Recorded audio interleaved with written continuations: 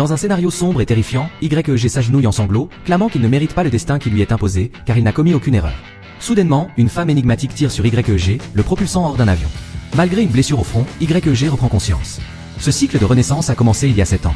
Lors d'un entretien dans une entreprise prestigieuse, YEG est témoin de la tragique mort d'un homme heurté par une voiture alors qu'il court désespérément sur une route animée. L'homme meurt en tenant le bras de YEG, le laissant profondément bouleversé. Le traumatisme persiste pendant l'entretien, affectant ses réponses et lui coûtant l'opportunité d'emploi. Incapable de trouver du travail, YEG obtient son diplôme avec une lourde dette étudiante, le contraignant à accepter des emplois subalternes tels que livreur et serveur. C'est le début d'un voyage marqué par des défis et des rebondissements, alors qu'il affronte les conséquences d'événements inexplicables qui façonnent son existence. Avec son père décédé et une mère dévouée qui a sacrifié beaucoup pour lui offrir une bonne éducation, YEG se trouve dans une situation difficile car sa famille ne peut pas lui offrir d'aide financière. Inlassable, il envoie des CV à diverses entreprises, mais obtenir un emploi à temps plein continue de lui échapper. Après 7 ans de travail à temps partiel, YEG décroche enfin un entretien dans une grande entreprise, suscitant l'espoir après avoir impressionné l'intervieweur TAU avec son curriculum vitae. Cependant, le retournement de situation survient lorsqu'un ami l'informe que tout l'argent investi dans une autre entreprise a été perdu car le responsable a disparu. Désespéré, YEG se rend à l'appartement de l'ami, mais personne ne répond à la porte. Avec ses économies dissipées, il succombe à une crise nerveuse et se retrouve ensuite au commissariat pour destruction de propriété en tentant désespérément d'attirer l'attention des autorités. Dans une tentative frustrée de rechercher la justice, YEG demande aux policiers d'arrêter son ami, mais découvre qu'investir dans une entreprise en faillite n'est pas une infraction.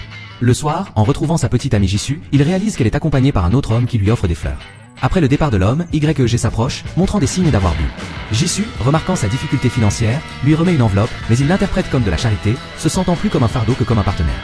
La vie de YEG continue d'être un enchevêtrement de défis et de désillusions, façonnant son chemin de manière inattendue. Face à l'idée que sa relation avec Jisoo ne progresse pas, YEG décide de mettre fin à la relation. En rentrant chez lui, il découvre avec désagrément qu'il a été expulsé par le propriétaire, qui retient le dépôt pour compenser les loyers impayés. Les affaires de YEG sont dehors, vulnérables à la pluie, et il lutte pour les protéger autant que possible. Le manque d'espace entraîne des pertes importantes lorsque le matin arrive. Après une nuit passée à même le sol, il reçoit le message de l'entreprise lui indiquant qu'il n'a pas été retenu pour l'entretien. Désespéré, YEG subit une autre crise nerveuse et décide qu'il ne peut plus supporter, se retirant du centre-ville et ignorant l'appel de sa mère. Pendant quelques instants, l'obscurité s'installe et YEG se retrouve dans un avion privé. En se confrontant à son reflet, il panique en réalisant que son visage a changé. À ce moment, il remarque la présence de la mystérieuse femme assise à proximité. Elle tient la lettre d'adieu de YEG, la brûlant magiquement avant de révéler des yeux rouges étincelants en enlevant ses lunettes de soleil. Le destin de YEG prend une tournure inexplicable et intrigante, le plongeant dans un monde de mystère et de rebondissements. Soudainement, YEG se retrouve transporté dans une salle terrifiante, dominée par une tour imposante émergeant d'une mer rouge, avec des démons tentant de l'escalader. La mystérieuse femme se révèle être la mort, prétendant l'avoir amené ici pour le punir en raison de sa moquerie. La saisissant par le cou, elle le lance du bord, et des monstres tentent de le capturer pendant sa chute. Des créatures terrifiantes attendent dans l'eau, mais en tombant, YEG se réveille soudainement à nouveau dans l'avion, avec le visage modifié.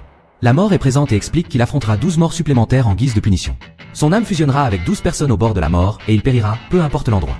L'indifférence apparente de YEG face à ces morts intrigue la mort, mais après son départ, l'avion pénètre dans une violente tempête. Au milieu de la panique, YEG enfile instinctivement le gilet de sauvetage et attache sa ceinture de sécurité, tandis qu'une hôtesse le rassure, expliquant qu'il s'agit simplement de turbulences. Dans ce tourbillon d'événements surnaturels, le destin de YEG prend des tournures inattendues, le mettant au défi de faire face à une série de défis inimaginables. Après quelques minutes de turbulence, l'avion se stabilise enfin, et l'agent laisse YEG seul. Toujours perplexe, il commence à regarder autour de lui et réalise qu'il est maintenant dans le corps d'une personne incroyablement riche. Une pierre brillante entre soudainement dans son esprit, lui révélant les détails sur la vie de l'individu qu'il habite maintenant. Il s'agit du PDG de la prestigieuse entreprise pour laquelle YEG avait postulé, un homme riche depuis sa naissance. TAU, son frère aîné, est également une figure cruciale et depuis l'enfance, il rivalise dans tous les aspects, y compris pour la direction de l'entreprise. Le travail acharné de TAU a conquis l'approbation du père, le choisissant comme le nouveau PDG. YEG, initialement enchanté par ce style de vie, décide de le maintenir. Cependant, au sommet de sa satisfaction, un moteur de l'avion explose, déclenchant une série d'événements chaotiques. Alors que l'avion descend rapidement, YEG doit esquiver les meubles glissants avant de retourner à son siège et d'attacher sa ceinture de sécurité. Le pilote lutte pour contrôler l'appareil, en vain, et le feu se propage, créant un trou sur le côté qui aspire le pilote et l'hôtesse. L'expérience de YEG prend une tournure encore plus imprévisible, le plongeant dans un scénario plein de défis et de dilemmes. Impuissant, YEG observe tandis qu'une explosion enveloppe tout l'avion en flammes, succombant rapidement aux flammes. Après cette terrible expérience, YEG se réveille à nouveau dans la pièce sombre, maintenant transformée en une zone aride avec une porte brillante et une table où la mort est présente. Sur la table, une horloge lance le compte à rebours des vies restantes de YEG. Alors que la mort charge son arme de balle, elle clarifie certains points cruciaux. Les âmes dans ces corps sont déjà mortes, et donc, YEG ne vole pas des vies, mais offre plutôt une deuxième chance à ces corps. La mort avertit que si YEG ne survit pas dans toutes les 12 vies, il fera face à la condamnation en enfer. Pour illustrer la gravité, elle le conduit derrière la porte, où il assiste à des horreurs indescriptibles. Au moment où la mort le fauche, YEG fait l'expérience d'un effondrement nerveux, retournant au point de départ. Ne comprenant pas ce qu'il a fait pour mériter l'enfer, la mort révèle que sa faute réside dans le fait de l'avoir trouvé avant qu'elle ne le trouve. Cependant, elle offre un espoir. En fonction de ses actions, si YEG survit dans au moins l'un des 12 corps, il pourra éviter le destin infernal. Face à cette perspective, YEG décide de se consacrer à la quête de survie, et la mort lui tire dessus, le conduisant à la deuxième vie. Maintenant, en chute libre d'un avion, YEG se retrouve dans un nouveau corps, portant une combinaison de sport et sans parachute. Le défi de son existence prend une nouvelle dimension, pleine d'incertitude et de détermination. Au milieu de la panique, YEG remarque 3 autres hommes sautant avec lui, chacun portant une caméra. L'un d'eux s'approche pour l'aider, et à ce moment, la pierre brillante s'insère dans son esprit. Il découvre que ce corps appartient à un amateur d'adrénaline, passionné de sports extrêmes, ayant remporté 4 records mondiaux du Guinness pour ses défis insensés. Actuellement, il est engagé dans un défi audacieux. Plonger à 1000 km du sol sans parachute, avec l'objectif d'atterrir dans un filet de sécurité. L'événement est diffusé à l'échelle nationale, et en cas de réussite, le sponsor offrira une récompense de 3 milliards en espèces. Le souvenir du sponsor montre un jeune homme jouant avec un briquet. La perspective d'une récompense aussi exorbitante incite YEG à relever le défi. Poussant l'assistant, il se lance en chute libre à une vitesse impressionnante. Bien que le corps ait perdu l'âme originale, il conserve les compétences, procurant à YEG une sensation de confiance et d'excitation. Cependant, en atteignant la destination, il manque la cible du filet et heurte le sol, entraînant sa mort instantanée. Le défi se révèle être une épreuve mortelle, amenant YEG à faire face aux conséquences de sa quête de survie dans des corps étrangers. De retour dans la pièce sombre, YEG proteste, arguant qu'il n'est pas juste d'être considéré comme un pécheur, car en s'auto-excluant, il n'a fait de mal à personne. La mort, cependant, l'appelle égoïste, prétendant qu'il n'est pas certain s'il a blessé d'autres personnes, et lui tire dessus, le projetant dans la troisième vie. YEG se réveille alors dans le corps d'un adolescent dans une école et remarque un camarade riant de la vidéo de la mort du parachutiste. Cette situation indique à YEG que toutes ses vies appartiennent à la même réalité. En envisageant de se venger du camarade, la pierre brillante entre dans son esprit, révélant que cet adolescent a perdu son père à l'âge de 5 ans et a été élevé par une mère célibataire qui travaille dur pour subvenir à ses besoins. Le garçon voulait faire la fierté de sa mère, mais faisait face à des tourments à l'école. Jin-san et ses amis le harcelaient constamment avec violence, vol et cruelles plaisanteries, comme lui jeter du lait tout en enregistrant. Gardant sa souffrance pour ne pas inquiéter sa mère, le garçon a finalement ressenti que l'école était devenue un enfer, où ses persécuteurs étaient de véritables démons. Décidant de ne pas s'auto-exclure pour survivre, YEG réalise que pour survivre, il doit simplement choisir de ne pas se retirer. À ce moment, Jin-san s'approche, lui rappelant de lui apporter du lait avant de l'agresser. YEG se trouve à la croisée des chemins entre résister et trouver un moyen de changer le destin de cet adolescent tourmenté. Déterminé à ne pas être une victime, YEG court après Jin-san et le renverse avec une chaise. L'un des amis de Jin-san tente d'intervenir, mais YEG le maîtrise rapidement avant de pousser Jin-san contre la fenêtre, présentant des excuses. Soudain, YEG est surpris par Taseok, un adolescent incroyablement fort, qui le domine et le jette au sol. Taseok et son ami retiennent YEG tandis que Jin-san lui assène un coup de poing, pendant que les camarades regardent avec crainte. À ce moment, le professeur arrive, et tous retournent à leur place, mais après la classe, Jin-san et son groupe attaquent à nouveau YEG. Même Taseok, à un moment donné, pense que c'est trop et demande à Jin-san d'arrêter, mais celui-ci ignore et continue. Cependant, il cesse enfin lorsqu'il réalise que la fille qu'il aime les observe. Plus tard, YEG visite la maison de l'adolescent et est ému en voyant des photos et des notes de sa mère, se remémorant ses propres expériences. Sa mère préparait le dîner et partait travailler, exténuée. Parfois, YEG se joignait à elle pour l'aider, rendant hommage à ses efforts. Quand la mère du garçon rentre à la maison, elle remarque des changements positifs chez son fils, laissant YEG presque ému en se souvenant une fois de plus de sa propre mère. Le lendemain, YEG aborde Taseok dans la salle de bain, demandant pourquoi il permet à Jin-san de le commander, étant donné qu'il est plus fort. Taseok explique que le vrai leader de l'école est un étudiant senior, dont la bande appartient à Jin-san. S'attaquer à Jin-san entraînerait des représailles de la part des étudiants plus âgés, ce qui pourrait causer de sérieux problèmes. Pendant l'heure du déjeuner, Jin-san reprend ses agressions envers YEG, et ce dernier décide de riposter en lançant son bol de nouilles sur la tête de Jin-san. En s'éloignant, Jin-san ordonne à Taseok de poursuivre YEG, mais Taseok refuse, donnant la priorité à son déjeuner. La dynamique scolaire se révèle complexe, YEG faisant face non seulement à l'intimidation, mais aussi à l'influence de figures plus puissantes dans la hiérarchie étudiante. Triomphant, YEG suggère à Jin-san de se laver, provoquant des rires chez tout le monde. Dans un flashback, on découvre que YEG a demandé à Taseok de ne pas intervenir car il avait un plan. Humilié, Jin-san cherche de l'aide auprès des aînés, et le groupe se prépare au combat. Cependant, réalisant que Jin-san veut que le leader l'agresse, ce dernier devient furieux, traitant Jin-san de lâche pour ne pas pouvoir gérer quelqu'un de plus petit. Le leader refuse d'associer sa bande à la lâcheté, renvoyant Jin-san et lui ordonnant de rester à distance. Fier de sa stratégie, YEG se moque de Jin-san pour sa défaite. Lorsque Jin-san tente de l'attaquer, Taseok l'anticipe, le frappant en premier. Maintenant dépourvu de respect à l'école, Jin-san découvre que la fille qu'il aime est avec le leader senior. La nuit, YEG sort courir et échappe de justesse à un camion, grâce au conducteur qui s'arrête à temps. Distrait, il ne remarque pas l'approche furtive de Jin-san, qui le frappe dans le dos avec une brique, le faisant tomber. Jin-san commence à battre YEG à mort. De retour dans la pièce sombre, YEG confronte la mort, résultant en être jeté contre le mur, piétiné et abattu à nouveau. Le cycle de la mort et de la renaissance continue, plaçant YEG face à des défis de plus en plus complexes et impitoyables. Dans sa quatrième vie, YEG se réveille dans le corps d'un otage sous interrogatoire. Un groupe d'hommes dangereux lui jette de l'eau au visage, exigeant des informations sur la localisation d'une fille et d'argent. Confronté à la menace de se faire poignarder l'œil, YEG annonce qu'il va coopérer. Cependant, les souvenirs ne sont pas encore revenus, et lorsqu'il demande un moment, les hommes le menacent avec un marteau. Enfin, la pierre brillante apparaît, révélant que ce corps appartient à un membre d'une organisation criminelle avec des clients dans le monde entier. Ils agissent en tant que réparateurs, résolvant les problèmes des clients par tous les moyens nécessaires, y compris le meurtre. Un jour, il est tombé amoureux de la petite amie du chef et, en découvrant qu'elle voulait échapper à la vie criminelle, il s'est proposé de fuir avec elle. Il a volé 10 milliards à son chef et les a cachés à un endroit sûr, mais a été capturé par des collègues en route pour retrouver la femme. Comprenant les compétences extraordinaires de cet individu, YG initie un combat contre tous, utilisant une chaise comme arme jusqu'à ce qu'elle se casse. Esquivant un couteau, il amène un homme à poignarder accidentellement son propre partenaire. Malgré le choc initial, le combat continue, mettant en évidence les compétences exceptionnelles que YG a incorporées dans ce corps. Avec des armes et des outils disponibles sur le mur, YG éteint la lumière principale, prenant une lampe torche pour combattre avec l'avantage de l'obscurité. Une bataille féroce se déroule, et un par un, YG neutralise tous les agents. Après la victoire, il réfléchit aux compétences extraordinaires de l'individu qui occupe ce corps, croyant qu'il pourrait survivre à n'importe quelle situation. Déterminé à récupérer l'argent et à s'échapper, YG reprend son téléphone et vole un vélo pour s'échapper, réalisant que tout cela se passait à l'arrière d'un camion. En accélérant à travers la ville, son chef découvre l'échec de ses hommes et trace la localisation de YG par téléphone, envoyant l'information à tous les chasseurs de la région, offrant une récompense généreuse pour sa capture. Une poursuite s'engage sur le pont de la ville, avec les agents tirant sur YG. Évitant habilement, il se cache derrière un camion et, en réapparaissant, utilise le vélo pour désarmer l'un des chasseurs, avant de conduire de manière frénétique. L'autre chasseur manque ses tirs, touchant des voitures et provoquant plusieurs accidents, tandis que YG manœuvre habilement pour échapper à la poursuite. La narration se déroule dans une séquence d'action intense, démontrant les compétences et l'astuce de YG face aux défis qu'il affronte. Le camion qu'il avait capturé réapparaît également, essayant de bloquer le pont, mais finit par entrer en collision avec des voitures, provoquant une explosion. YG saute simplement par-dessus l'explosion, s'échappant indemne. Après avoir quitté le pont, il se retrouve poursuivi par un groupe de vélos et une voiture de police. En approchant d'une avenue dangereuse, YG accélère, provoquant une série de collisions et bloquant le chemin du policier et de quelques motos. Bien que certains motocyclistes continuent la poursuite et que des voitures ennemies bloquent les rues, YG décide d'entrer dans un centre commercial. Manœuvrant entre les magasins, il se retrouve au centre du centre commercial, entouré d'ennemis. À ce moment, il aperçoit un ascenseur, y entre et ferme la porte avant qu'un autre vélo ne le heurte. En arrivant sur le toit, YG fait un grand saut, atterrissant dans une piscine de fête, où son téléphone cesse de fonctionner, l'empêchant d'être suivi par les ennemis. Maintenant hors de portée des poursuivants, YG se dirige vers le quai pour retrouver la femme. En la trouvant, elle le serre chaleureusement, et YG ressent l'amour que le propriétaire original du corps avait pour elle. Lorsqu'YG révèle l'emplacement de l'argent pour qu'il puisse fuir, il est surpris par un tir soudain d'elle. Il devient clair que c'était son plan depuis le début. Une fois de plus, YG se réveille dans la pièce sombre, trouvant la mort riant de sa situation. Cependant, il ne se laisse pas démonter, car il n'a pas donné à la femme l'emplacement exact de l'argent. Il prévoit de le récupérer dans la prochaine vie. Lorsque la mort tire sur lui, la 5e vie de YG commence dans un centre de redressement.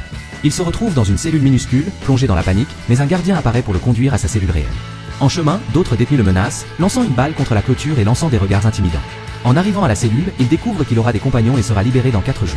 Cependant, on le met en garde contre la présence d'un tueur psychopathe dans la cellule, révélant des œuvres d'art et des livres troublants sur l'analyse psychopathique sur les étagères. Lorsque le tueur psychopathe est ramené, YG est choqué d'identifier Jin-Sang. Se rappelant de sa mort précédente, il commence à le frapper, mais d'autres détenus l'éloignent rapidement. À ce moment, la pierre brillante se manifeste enfin dans son esprit, révélant que ce corps appartient à un combattant de MMA. La narration plonge dans un nouveau rebondissement, présentant des défis et des énigmes à YG dans cette nouvelle vie. La famille du jeune homme était en difficulté avec un gang, ayant besoin d'argent de toute urgence. Il a accepté un accord risqué. Il prendrait la responsabilité d'un délit de fuite et, après le procès, recevrait une récompense de 200 millions. Étant mineur en Corée depuis l'âge de 18 ans, le plan visait sa libération conditionnelle rapide. Alors qu'il négociait avec l'avocat, un homme observait dans l'ombre, jouant avec un briquet. Le jeune homme s'est livré avec une confession fausse, mais malheureusement, pendant le procès, la femme heurtée est décédée. Le juge l'a condamné à 2 ans de prison pour homicide involontaire. Plus tard, en recevant la visite de l'avocat en prison, le jeune homme a exigé 2 milliards pour garder le silence, menaçant de tout dénoncer à la police. Dans un autre souvenir, YG est témoin de l'arrivée de Jin-Sang et de ses paroles menaçantes, mais stupides, comme s'il simulait être un psychopathe pour intimider les autres et prendre le contrôle de la situation. De retour au présent, YG commence à rire en réalisant que Jin-Sang n'est pas un psychopathe, il est là parce qu'il a tué le lycéen. YG entame un affrontement physique avec Jin-Sang, exposant la vérité devant les autres détenus. Jin-Sang, craignant de nier, est la cible de la vengeance des compagnons de cellule, qui le battent. Alors qu'il passe du temps dans la cour de la prison, d'autres prisonniers commencent également à importuner Jin-Sang, ce que YG considère comme extrêmement satisfaisant. Le récit se développe au milieu de la complexité des relations et des drames dans la vie carcérale. Plus tard, lors d'un cours de menuiserie, un prisonnier lance la lame de sa scie vers YG, qui parvient à l'éviter à temps. La lame finit par atteindre le mur et tue un autre détenu. YG appelle à l'aide, et après que les gardes ont emmené le blessé, les autres prisonniers prennent des outils, avertissant YG que l'avocat veut sa mort. Ji-Yoon, pris de peur, s'enfuit avant qu'une bagarre ne commence. YG commence à apprécier les compétences incroyables de combat du corps, utilisant des coups rapides et précis pour affronter tous les prisonniers à la fois. Il les abat un par un avec une combinaison de coups de poing, de coups de pied et en utilisant des objets de la salle. À ce moment, Ji-Yoon revient avec un pied de biche, montrant qu'il souhaite aider. YG décide de devenir ami avec lui. Cette nuit-là, dans les toilettes, YG trouve Jin-Sang affûtant un outil pour le tuer. Après un coup de poing, YG envisage de le tuer d'abord, mais se rend compte que cela entraînerait une peine de prison supplémentaire. Il choisit de traumatiser Jin-Sang, prétendant voir le fantôme du lycéen mort et partageant des détails de sa vie antérieure que lui seul connaîtrait. En affirmant que le fantôme le hantera pour toujours, YG effraie Jin-Sang, qui finit par faire pipi dans son pantalon. Enfin, arrive le jour de la libération de YG. Avant de partir, il offre un peu de lait à Jinsan, disant qu'il a été envoyé par le fantôme. À l'extérieur, l'avocat l'attend avec de l'argent, mais YEG refuse, affirmant qu'il souhaite mener une vie propre à partir de maintenant. L'intrigue se développe, explorant la complexité des relations en prison et les choix qui façonnent l'avenir de YEG. Dans cette vie, YEG se retrouve une fois de plus piégé dans un cycle d'abus dès le début, maintenant en tant que bébé sans défense entre les mains de parents négligents et abusifs. Il fait l'expérience de l'angoisse d'être traité avec cruauté dès son enfance, sans avoir la capacité de se défendre. La mère, irritée et impatiente, montre son véritable tempérament tout en traitant le bébé. La scène est pleine de maltraitance émotionnelle, avec des cris et des gestes agressifs dirigés vers le nouveau-né. Cependant, cette fois-ci, YEG, même sous la forme d'un bébé, commence à manifester une résistance silencieuse contre les mauvais traitements. Pendant que la mort observe, YEG, même sous la forme d'un bébé, semble trouver la force de faire face aux adversités. La protection de l'enfance est à nouveau sollicitée après un signalement, mais cette fois-ci, le policier et l'assistante sociale sont plus attentifs aux signes de maltraitance. Ils interviennent, retirant le bébé de l'environnement toxique et le plaçant dans une famille d'accueil. Cette fois-ci, YEG grandit dans un environnement aimant et sûr. Ses parents adoptifs prennent soin de lui de manière appropriée, lui offrant une enfance heureuse et stable.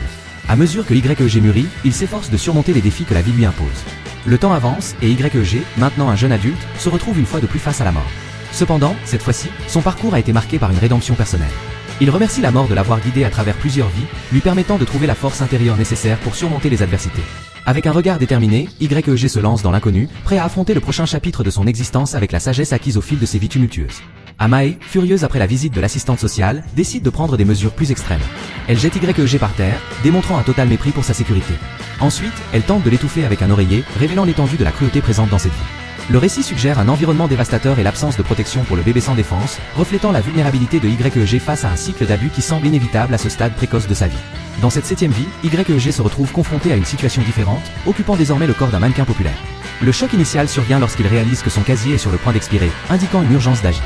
Rapidement, il court vers la gare, traversant la foule, et parvient à atteindre les casiers à temps pour récupérer son argent. En vérifiant son reflet, YEG découvre que le nouveau visage qu'il habite est reconnu par de nombreuses personnes, comme en témoignent les annonces dispersées dans la gare. La pierre brillante fournit des informations supplémentaires, révélant que ce corps appartient à un mannequin populaire depuis le lycée. La carrière de mannequin a été facile grâce à son apparence, lui procurant non seulement une reconnaissance, mais aussi une somme considérable d'argent. Ce changement dramatique dans son statut social et professionnel met en évidence l'une des variations extrêmes dans les vies que YEG est en train d'expérimenter. Alors qu'il se retrouve dans une vie apparemment plus confortable et financièrement stable, le prix associé à cette existence reste néanmoins incertain. YEG, excité par sa nouvelle vie, explore sa maison incroyablement chic et est déterminé à maintenir cette existence. En lisant un journal, il découvre que les parents du bébé, dont le corps il avait occupé précédemment, ont été arrêtés pour meurtre. Des nouvelles sur la mort du combattant de MMA et les accidents liés à la poursuite en vélo sont également mentionnées, mais la véritable cause reste inconnue. Recevant une invitation pour une fête VIP, YEG décide d'y participer. Enthousiaste, il boit plus que d'habitude, ce qui entraîne une gueule de bois inattendue en raison de la légèreté du corps du mannequin. Pendant la fête, il est surpris de rencontrer Tahu, son frère dans cette vie, qui est maintenant PDG grâce à la mort de l'ancien PDG, son ancien frère. Le lendemain matin, YEG, souffrant de la gueule de bois, est réveillé par le frère qu'il a maintenant dans cette vie. Ce frère va passer une semaine aux États-Unis, et le mannequin a promis de s'occuper de son café, donnant à YEG un nouvel engagement. À son premier jour de travail au café, YEG envisage déjà de fermer l'établissement après le départ de son frère, suggérant un changement dans les priorités et le mode de vie.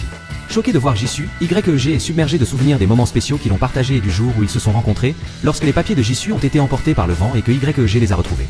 En donnant des ordres à Jisoo, il devient nerveux au point que ses mains tremblent. Son frère explique qu'elle travaille au café tous les jours, restant jusqu'à la fermeture, et révèle que Jisoo est aussi une auteure publiée. Curieux, YEG cherche le nom de Jisoo sur internet et découvre qu'elle a remporté un concours d'écriture, obtenant un contrat d'édition. Dans son discours de remerciement lors de la remise du prix, elle a reconnu son petit ami pour avoir toujours cru en elle. Cette révélation ajoute une couche d'émotion et de signification à la présence de Jisoo dans sa vie actuelle.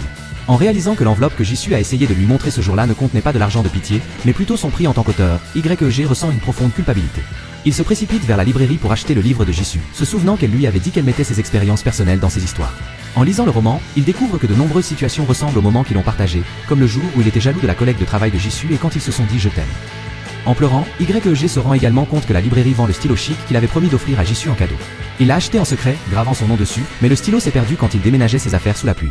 De retour au café, un homme qu'il avait vu l'autre jour avec des fleurs arrive avec une femme et une petite fille qui appelle Jisoo tante. Cette révélation ajoute une nouvelle dynamique à la vie de Jisoo, et YEG l'observe avec émotion. Se sentant idiot, YEG décide de maintenir le café ouvert toute la semaine juste pour Jisoo. Le lendemain, il prend la commande avec moins d'anxiété, offrant un gâteau gratuit et exprimant son admiration pour son livre. Il partage également une idée pour une histoire fictive sur Lady Death, impliquant toutes les vies qu'il a vécues, présentant cela comme une narration se déroulant avec le personnage. YEG demande à Jisoo de signer son livre et elle est surprise de voir le stylo gravé. Sa mère a pris toutes les affaires de YEG après sa mort et a donné le stylo à Jisoo après les funérailles. Les jours suivants, Jisoo continue de fréquenter le café et YEG saisit l'occasion pour s'asseoir et discuter avec elle. Un soir, Jisoo se demande pourquoi le protagoniste de l'histoire n'a toujours pas rendu visite à sa mère, et YG explique que cela serait trop douloureux. Plus tard, en sortant du café, YG voit des voitures de police passer et découvre, par l'intermédiaire d'un client, qu'un autre client régulier a été impliqué dans un accident. Présupposant le pire, YG court dans la rue et est horrifié de voir le sang sur la route, retenu par les policiers. À ce moment-là, il aperçoit Jisoo au milieu de la foule et se calme. Jisoo s'approche de YG pour le remercier de sa gentillesse et lui raconte la douleur qu'elle a ressentie en recevant un appel sur la mort de son petit ami, allant jusqu'à avoir un effondrement nerveux à la réception de l'hôpital. Le lendemain, elle visite le lieu de repos de YG et pleure, exprimant à quel point il lui manque, sans se rendre compte qu'il l'observe de loin. Après le départ de Jisoo, YG ose s'approcher de son propre mémorial, mais il trouve soudainement sa mère sur place. Faisant semblant d'être là à cause de quelqu'un d'autre, YG quitte la pièce, n'ayant pas le courage de lui parler. En observant de loin, il la voit nettoyer le mémorial avant de courir aux toilettes pour pleurer. Incapable de supporter, YG court dehors et a un effondrement nerveux. Plus tard, il écrit une lettre à sa mère, prétendant être d'une amie, disant que YG lui a laissé de l'argent après sa mort. Il visite sa vieille maison et laisse la lettre avec le sac d'argent d'une autre vie, s'éloignant rapidement en voyant ses anciennes photos. Alors qu'il est dans la rue, une enseigne tombe des charnières et frappe YG, le tuant instantanément, mais cela se révèle être juste un rêve. YG est émotionnellement bouleversé après avoir confessé toute la vérité à Jisoo et se remémore les moments où il faisait face aux préjugés de ses collègues de travail. Avant que Jisoo puisse réagir, ils sont percutés par une voiture de luxe.